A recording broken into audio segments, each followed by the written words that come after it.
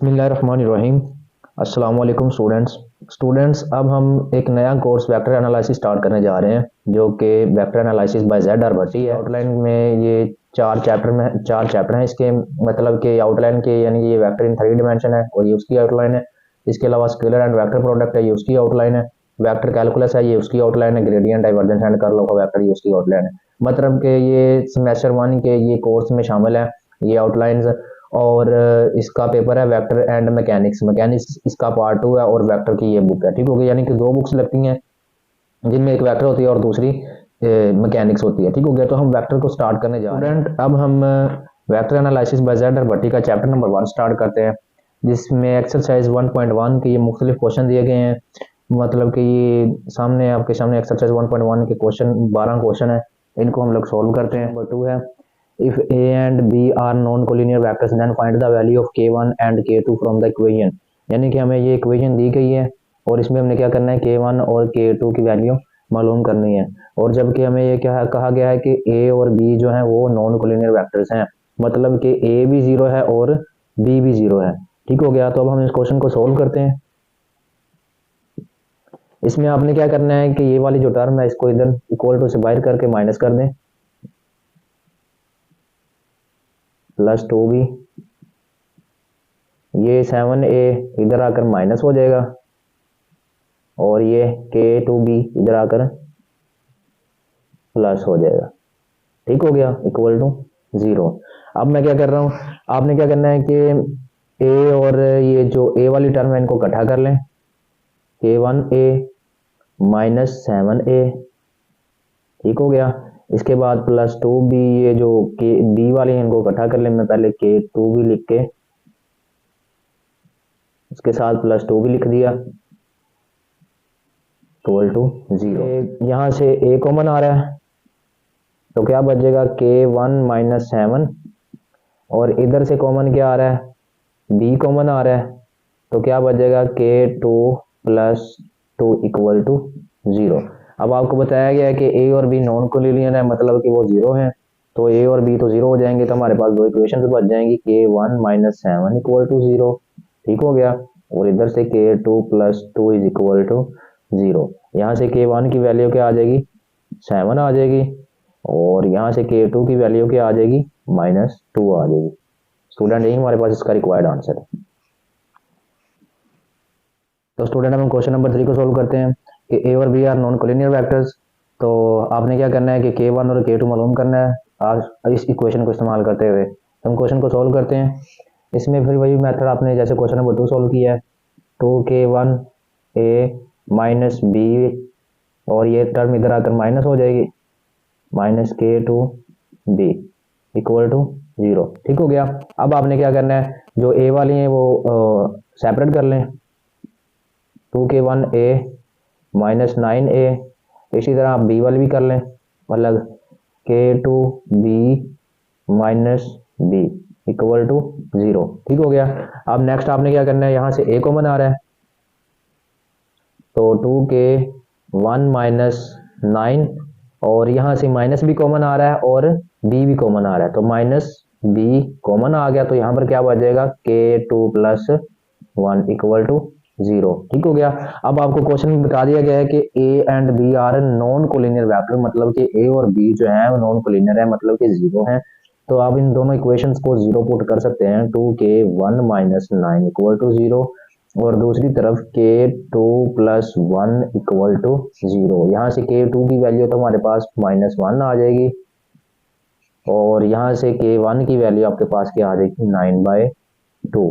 ठीक है, 9 उधर पहले जमा में हो जाएगा, फिर 2 9 के नीचे डिवाइड हो जाएगा, वो k1 की वैल्यू आपको आ जाएगी। ये इस क्वेश्चन का रिक्वायर्ड आंसर है। स्टूडेंट, आगे क्वेश्चन नंबर 4 को सोल्व करते हैं। क्वेश्चन नंबर 4 में आपने क्या करना है कि find the magnitude of the vector A. Vector A आपको दिया गया है और उसकी आपने मैग्नीट्यूड निकालनी है पहले, फिर उसने कहा है कि also find the unit vector along A, मतलब कि यूनिट वेक्टर भी आपने मालूम करना है इस क्वेश्चन के अंदर। तो यूनिट वेक्टर को मालूम करने का ये फार्मूला है कि वेक्टर यूनिट जो ये इसको यूनिट वेक्टर को इससे डिनोट करते हैं।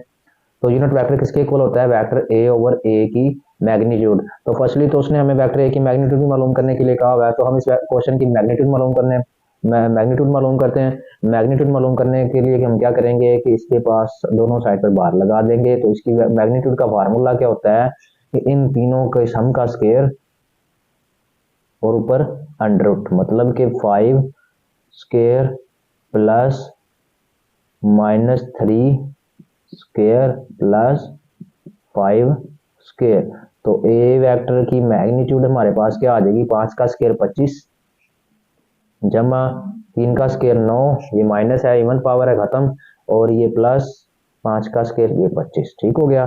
तो ये ए की मैग्नीट्यूड जो हमारे पास है वो क्या आ जाएगी, 25 और 25 50, और ये 59 आ जाएगी, अंडर 59। ठीक हो गया। अब उसके बाद उसने हमें कहा हुआ है कि वेक्टर की जो आपने मालूम करनी है डायरेक्शन, सॉरी वेक्टर की यूनिट वेक्टर मालूम करना है आपने। ठीक है, यूनिट वेक्टर का ये फार्मूला, इसके अंदर मैं डायरेक्ट ही वैल्यूज पुट कर रहा हूँ। कोई यूनिट वेक्टर हमारे पास किसके इक्वल आ जाएगा, फिर वेक्टर ए, मतलब कि वेक्टर हमारे पास ए क्या गिवन है, ये हमारे पास ए वेक्टर है। तो 5i - 3j प्लस 5k। ठीक हो गया, ये हमारे पास वेक्टर ए है, और इसको डिवाइड किसके साथ करना है अपने, वेक्टर की मैग्नीट्यूड के साथ। मैग्नीट्यूड भी हमने निकाल लिया, वो हमारे पास क्या आई है, √59। ठीक हो गया। तो स्टूडेंट अब हम इसको सेपरेट करके सबके साथ लिख लेते हैं कि 5/√59 आई, ठीक हो गया, -3/√59 जे वेक्टर, और प्लस 5/√59 के वेक्टर। स्टूडेंट ये हमारे पास इसका रिक्वायर्ड आंसर है। स्टूडेंट आगे हम क्वेश्चन नंबर 5 को सॉल्व करते हैं, जिसमें आपको कहा गया कि find the vector whose magnitude is 2 and is in the direction of vector this. यानी कि आपने क्या करना है कि इसकी मैग्नीट्यूड जो आपको 2 दे दी गई है, एक वेक्टर मालूम कर लेना है जिसकी डायरेक्शन आपको ये दे दी गई है इस वेक्टर के लिहाज से। ठीक हो गया। तो अब हम इस क्वेश्चन को सॉल्व करते हैं। ठीक है, तो इसमें आपने पहले क्या करना है कि ये आपको ये फार्मूला मैंने लिख दिया हुआ है कि वेक्टर ए की जो वेक्टर ए है जो आपने मालूम करना है उसको आपने ज़रूर करवा देना जो मैग्नीट्यूड आपको गिवन दी गई है उसकी डायरेक्शन के साथ। ठीक हो गया। और ये आपको एक डायरेक्शन मालूम करने का एक ये फार्मूला दे दिया गया है, और इसमें आपको जो वेक्टर की मैग्नीट्यूड गिवन दे दी गई है वो 2 है। तो इस क्वेश्चन को अब सॉल्व करते हैं हम। वेक्टर आपके पास ये है, तो अब हम क्या करते हैं कि ये जो फार्मूले की रिक्वायरमेंट है हम ये पूरी करते हैं। सबसे पहले आपको डायरेक्शन, आपने ये वेक्टर के ज़रिए आपने इसकी मैग्नीट्यूड निकालनी है। तो मैग्नीट्यूड निकालने के लिए तीनों कंपोनेंट्स के सम का स्केयर होता है, तो अब मैं उनको सम को स्केयर कर रहा हूँ। ठीक हो गया। और उनके ऊपर क्या आ जाता है, अंडर रूट आ जाता है। ठीक हो गया। फिर इसके बाद क्या करना है कि इसकी जो मैग्नीट्यूड है उसके लिए हम इनके जो स्केयर ले लिए इनको सबको जमा करेंगे। 5 का स्केयर क्या होता है, 25 होता है, और 3 का स्केयर 9 होता है, और 2 का स्केयर 4 होता है। तो हम जब तीनों को जमा कर देंगे तो 5 का स्केयर 25, 3 का स्केयर 9 और ये 2 का स्केयर 4, तो इन सबको जमा करके आपके पास √38 आ जाता है। ठीक हो गया।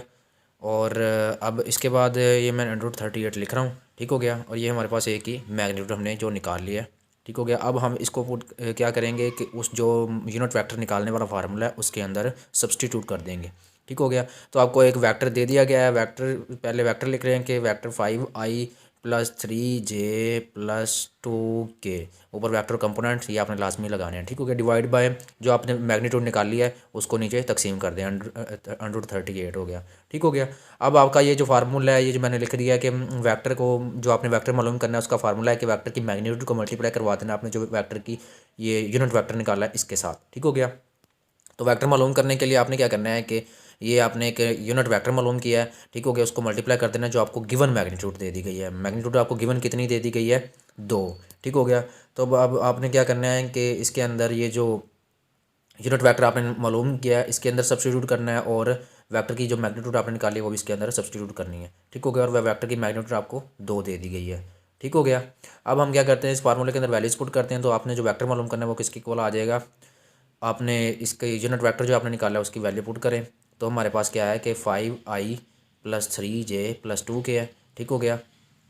तो पहले मैंने क्या किया है कि वेक्टर की मैग्नीट्यूड जो गिवन दे दी कि मैंने पहले वो लिख ली है। ठीक हो गया। अब आपने क्या करना है, 5i + 3j + 2k, और इनके ऊपर वेक्टर के कंपोनेंट लगा देने हैं, वो आपने नहीं भूलने। ठीक हो गया। √38। ठीक हो गया। अब आपने क्या करना है कि ये जो 2 है इन सब के साथ अंदर मल्टीप्लाई करवा देना है 1 बाय 1। ठीक है, सेपरेट कर लेना है आपने। तो ये 5 2 10 हो जाएगा, 10 डिवाइड बाई √30 लिख लेना है आपने। ठीक है। और आई कंपोनेंट सेपरेट। ठीक हो गया इस तरह से। Plus 3 2 6 divide by √38, J component vector का अलग कर लिया। ठीक हो गया। जमा फिर 2 2 4। और के कंपोनेंट वेक्टर का अलग और डिवाइड बाय अंडर 34। ठीक हो गया। उम्मीद करता हूँ कि आपको कितना क्वेश्चन अंडरस्टैंड हो गया होगा और यही इस क्वेश्चन का रिक्वायर्ड आंसर है। स्टूडेंट आगे हम क्वेश्चन नंबर 6 को सोल्व करते हैं। ठीक है, उसके अंदर क्या क्या कि find the vector whose magnitude is 10 and is parallel to this vector 8i+6j। ठीक हो गया। तो आपको ये एक वेक्टर यानी कि वेक्टर की मैग्नीट्यूड गिवन दे दी गई है 10 और पैरेलल किसके आपको एक गिवन वेक्टर दे दिया गया। ठीक हो गया। और आपने बस वही क्वेश्चन जैसे क्वेश्चन नंबर 5 किया है सेम वही प्रोसीजर है। ठीक है, आपने एक पहले इसकी यूनिट वेक्टर निकाल लेना है और यूनिट वेक्टर निकालने के बाद आपको ये वेक्टर मालूम करने का ये जो फार्मूला है ए वेक्टर इक्वल टू ए की यूनिट वेक्टर मल्टीप्लाई बाय ए की मैग्नीट्यूड, इसके अंदर आपने वैल्यू को सब्सटीट्यूट कर देना है। ठीक हो गया। तो अब हमें सबसे पहले वेक्टर की इसमें यूनिट वेक्टर रिक्वायर्ड है और उसके बाद इसकी वेक्टर की मैग्नीट्यूड रिक्वायर्ड है, जो कि हमें कितनी दे दी गई है 10 तो दे दी गई है। लेकिन अब हमने क्या करना है कि ये जो वेक्टर है 8i+6 जिसको इस्तेमाल करते हुए हमने क्या करना है वेक्टर की यूनिट वेक्टर मालूम कर लेना है। ठीक हो गया। तो यूनिट वेक्टर मालूम करने के लिए सबसे पहले तो आपको वेक्टर की मैग्नीट्यूड रिक्वायर्ड है और उसके ऊपर वेक्टर रिक्वायर्ड है। ठीक हो गया। तो यूनिट वेक्टर के लिए अब सबसे पहले तो 8i+6j जो वेक्टर है वो आपने लिख लेना है। तो सबसे पहले तो हमें इसकी जो वेक्टर की मैग्नीट्यूड है ये निकाल लेते हैं। वो क्या हो जाएगी 8 का स्केयर जमा 6 का स्केयर यानी कि वेक्टर कंपोनेंट के स्केयर सम का स्केयर और ऊपर अंडर रूट आ जाता है। ठीक हो गया। तो 8 का स्केयर जमा 6 का स्केयर और ऊपर अंडर रूट आ जाएगा। ठीक हो गया। तो ये आपके पास वेक्टर की मैग्नीट्यूड कितनी आ जाएगी 100 आ जाएगी अंडर रूट 100। ठीक हो गया। आठ का स्क्वायर 64 होता है ना और 6 का स्क्वायर 36, इन दोनों को जमा कर देंगे तो आपके पास 100 बन जाएगा। अब अंडर रूट जो 100 होता है वो किसके इक्वल होता है 10 के इक्वल होता है। ठीक हो गया। अब आपने वो जो वेक्टर है उसको ऊपर लिख लेना यानी कि आपने यूनिट वेक्टर की फॉर्म में इसको बना लेना है। अब ऊपर वेक्टर है और नीचे इसकी मैग्नीट्यूड रिक्वायर्ड है। तो यूनिट वेक्टर किसके इक्वल आ जाएगा आपके पास ये 8i+6j divide by under root 100 यानी कि 10। ठीक हो गया। तो ये वेक्टर ओवर वेक्टर की मैग्नीट्यूड इस फॉर्म में हमने इसको बना लिया। ठीक हो गया। अब आपको एक पैरेलल वेक्टर दे दिया गया जो कि कितना दे दिया गया 10 दे दिया गया। या इसको आप ये जो फार्मूला है स्टूडेंट आपको ये जो फार्मूला दे दिया गया वेक्टर मालूम करने का यानी कि वेक्टर को आपने ज़रब करवा देना उसकी मैग्नीट्यूड और उसकी यूनिट वेक्टर के साथ। यूनिट वेक्टर आपने मालूम कर लिया हुआ है और मैग्नीट्यूड आपको गिवन दे दी गई है जो कि पैरेलल है 10 है, पैरेलल किसके है ये दूसरे वेक्टर के है। तो वेक्टर मालूम करने के लिए सबसे पहले मैं इसकी मैग्नीट्यूड लिख रहा हूँ जो कि आपको 10 दे दी गई है और यूनिट वेक्टर हमने दूसरे वेक्टर का निकाल लिया जिसकी डायरेक्शन में हमें उसने कहा हुआ था। ठीक हो गया। तो इसकी यानी कि यूनिट वेक्टर की हम वैल्यूज पुट कर देते हैं यहाँ पर और ये 10 और 10 कैंसिल हो जाएंगे और जो पीछे बच जाएगा वो आपके पास इसका रिक्वायर्ड आंसर हो जाएगा। ठीक हो गया। उम्मीद है कि आपको ये क्वेश्चन अच्छे से अंडरस्टैंड हो गया और ये इसका रिक्वायर्ड आंसर है। तो स्टूडेंट अब हम इसी तरह क्वेश्चन नंबर 7 को सोल्व करते हैं जिसमें आपको क्या क्या दिया गया कि find the vector whose magnitude is 9 and is parallel to the vector this यानी कि आपको एक वेक्टर दे दिया गया है। ठीक हो गया। जो किसके पैरेलल है यानी कि उसकी मैग्नीट्यूड किसके पैरेलल है 9 के। ठीक हो गया। तो ये सेम जैसे हमने क्वेश्चन नंबर 5 और क्वेश्चन नंबर 6 सोल्व किया है इसी तरह से ये है। तो ये आपने सबसे पहले ये इस फार्मूले के अंदर यहाँ से आपने एक यूनिट वेक्टर मालूम कर लेना दूसरे वेक्टर जो आपको दे दिया गया है और उसको आपने जो रिक्वायरमेंट होगी उसको आपने इस वेक्टर मालूम करने वाले फार्मूले के अंदर सब्सटीट्यूट कर देना है। ठीक हो गया। तो हम सबसे पहले वेक्टर को यूनिट वेक्टर मालूम करने के लिए जो फार्मूला है वो इस्तेमाल करते हैं और उसमें जो रिक्वायरमेंट है वो हम उसको पूरा करते हैं। तो उसके अंदर हमें क्या क्या रिक्वायर्ड है कि वेक्टर रिक्वायर्ड है और वेक्टर की मैग्नीट्यूड रिक्वायर्ड है। तो वेक्टर हमारे पास गिवन है 8i इसका यानी कि अब हम इसकी मैग्नीट्यूड निकाल लेते हैं सबसे पहले। तो 8 का स्क्वायर जमा 6 का स्क्वायर जमा 11 का स्क्वायर। ठीक हो गया। तो ये टोटल कितना हो जाएगा वेक्टर की मैग्नीट्यूड जो हमारे पास आ जाएगी 64 जमा 100 और जमा 111 का स्क्वायर होता है 121। ठीक हो गया। तो ये 64 जमा 36 तो हमारे पास हो जाएगा 100 हो जाएगा और जमा 11 हमारे पास 121 हो जाएगा जो और ये हमारे पास अंडर रूट 221 आ जाएगा। ठीक हो गया। अब आपने क्या करना है आपके पास यूनिट वेक्टर मालूम करने का जो फार्मूला है उसके अंदर वैल्यू को सब्सटीट्यूट कर देना आपने। तो आपके पास ऊपर वेक्टर आ जाएगा जो आप जिसकी आपने मैग्नीट्यूड निकाली है। तो ऊपर 8i+6j+11 के डिवाइड बाय वेक्टर कंपोनेंट लगा देने आपने। ठीक हो गया। डिवाइड बाय 221 उसका अंडर। ठीक हो गया। अब आपको एक पैरेलल यानी कि जिस वेक्टर के वो पैरेलल है या वो जो फार्मूला मैंने लिखा vector A is equal to vector की मैग्नीट्यूड और वेक्टर का यूनिट वेक्टर। ठीक हो गया। तो अब आपने उसके अंदर वैल्यूज़ को सब्सटीट्यूट कर लेना। तो पहले मैं मैग्नीट्यूड पहले लिख रहा हूँ जो उसने गिवन दे दिया 9 और फिर वेक्टर का जो हमने यूनिट वेक्टर निकाल लिया है उसकी वैल्यू मैं पुट कर रहा हूँ। ठीक हो गया। वो हमारे पास क्या है कि 8i इसको आपने सिमिलरली पुट कर देना 8i+6j+11 के और वेक्टर कंपोनेंट ऊपर उनके ये जो निशान है ये आपने लगा देना है और 221 अंडर रूट। ठीक हो गया। अब आपने क्या करना है कि 9 को अंदर तीनों के साथ मल्टीप्लाई करवा देना है। 9 को 8 के साथ मल्टीप्लाई करवाएंगे तो 9 8 ज़ार 72 आई कंपोनेंट वेक्टर का और 221, ये आई थोड़ा सा ना सेपरेट कर देना साथ आगे। ठीक हो गया। और ये 221 हो जाना है। इसके बाद प्लस 9 6 ज़ार 54 होता है, तो 54 और डिवाइड बाय 221 अंडर रूट और जे कंपोनेंट अलग कर दिया। ठीक हो गया। प्लस 11 9 ज़ार 99 होता है और डिवाइड बाय 221 अंडर रूट और इसके साथ आपने के कंपोनेंट लगा। तो स्टूडेंट आगे हम क्वेश्चन नंबर 8 को सॉल्व करते हैं। पहले तो आपको मैग्नीट्यूड 10 दे दी जाती थी और किसी में 9 दे दी गई थी, किसी में 2 दे दी गई थी, जो कि क्वेश्चन हमने ऊपर किए हुए हैं। लेकिन इसके अंदर आपको ये मैग्नीट्यूड निकालने के लिए वेक्टर दे दिया गया है। अब आपने मैग्नीट्यूड खुद निकालनी है। पहले तो हमें मैग्नीट्यूड बनी बनाई मिल जाती थी। ठीक हो गया। ऊपर वाले क्वेश्चन जो हमने किए हैं 2 से 3, तो लेकिन अब हमने मैग्नीट्यूड खुद निकालनी है और बाकी सारा प्रोसीजर वही है जैसे हमने क्वेश्चन नंबर 5 6 और 7 को सॉल्व किया। ठीक हो गया। तो आपके पास ये जो मैग्नीट्यूड निकालने के लिए आपको एक वेक्टर दे दिया गया है, उसकी मैग्नीट्यूड निकाल लें। उसकी मैग्नीट्यूड निकाल लेते हैं हम। सबसे पहले वो क्या हो जाएगी, यानी कि तीनों वेक्टर कंपोनेंट के सम का स्केयर और ऊपर अंडर रूट आ जाता होता है। ठीक हो गया। तो ये आपके पास ये आ जाएगी 1 का स्केयर प्लस माइनस 3 का स्केयर प्लस 9 स्केयर। तो ये आपके पास टोटल बन जाएगी 9 का स्केयर 81, 3 का स्केयर 9 और ये 1, और ये आपके पास अंडर रूट 91 बन जाएगी। ठीक हो गया। और अब आपने क्या करना है कि इसको जो यानी कि ये अब समझ लें कि ये पैरेलल है या आप उसकी डायरेक्शन में है जो कि आपको ये वाला वेक्टर दे दिया गया हुआ है। अब सेम प्रोसीजर वही है जैसे हम पिछले क्वेश्चन किया करते थे, या पिछले क्वेश्चन हम करके आए हैं क्वेश्चन नंबर 5 6 से 7। ठीक हो गया। अब आपने इसको ये जो वेक्टर मतलब यूनिट वेक्टर है इसके फार्मूले के अंदर आपने पुट कर देना। और एक ये वाला फार्मूला है कि वेक्टर किसके इक्वल है जो आपने मालूम करना है, वो है वेक्टर की मैग्नीट्यूड और वेक्टर की डायरेक्शन। ठीक हो गया। तो अब आपने क्या करना है कि अंडर रूट ये आपने इस तरह से करना है कि जो आपको ये वाला दूसरा वेक्टर यहाँ से आपने डायरेक्शन निकाल लेनी है, जो ये फार्मूला है इसकी रिक्वायरमेंट आपने पूरी कर देनी है। ठीक हो गया। तो सबसे पहले आपने वेक्टर आपको दे दिया गया हुआ है कि 4i - 3j + k। ठीक हो गया। अब आपने इस वेक्टर को यूज़ करते हुए, ये तो वेक्टर हमें सिर्फ मैग्नीट्यूड निकालने के लिए दिया गया, इसको आपने नहीं इस्तेमाल करना। बस इसका इस्तेमाल हमने कर लिया, √91 हमने निकाल लिया। अब हमने इस वेक्टर को इस्तेमाल करना है। ठीक हो गया। इस वेक्टर को इस्तेमाल करके हमने ये जो नीचे वाला फार्मूला मैंने लिखा हुआ है इसके अंदर आपने सब्सटीट्यूट कर देना है। ठीक हो गया। अब इस वेक्टर को हमने जिससे मैग्नीट्यूड निकाल लिया है, अब इसको हम मल्टीप्लाइंड में करेंगे। ठीक हो गया। अब हम इस वेक्टर को दूसरे को यूज़ करते हैं। ठीक है। तो इसके हिसाब से हम लोग रिक्वायरमेंट करते हैं पूरी। तो अब हमारे पास क्या है कि वेक्टर की मैग्नीट्यूड, तो इसके अंदर आपको सबसे पहले तो इसकी मैग्नीट्यूड रिक्वायर्ड है। ठीक हो गया। तो मैग्नीट्यूड के लिए हमने क्या करना है कि 4 का स्केयर 16 हो जाएगा, मैं डायरेक्ट कर रहा हूँ, और 3 का स्केयर 9 जमा 1 का स्केयर 1 नहीं होता है। ठीक हो गया। इन तीनों को जमा कर देंगे तो 126 आपके पास आंसर ये इसका मैग्नीट्यूड आ जाएगी। ठीक हो गया। ये हमारे पास कितनी आ गई 126। अब आपने आगे क्या करना है कि अब आपने इसकी वेक्टर वाला जो आपने यूनिट इसकी जो निकालनी है वो यूनिट वेक्टर निकालना है, उसके अंदर आपने इस फार्मूले को सब्सटीट्यूट कर देना है। ठीक हो गया। तो डिवाइड बाय √26 वेक्टर के कंपोनेंट्स और उसके ऊपर निशान लगाना आपने नहीं भूलना। ठीक हो गया। और ये 126 आ गया। ठीक हो गया।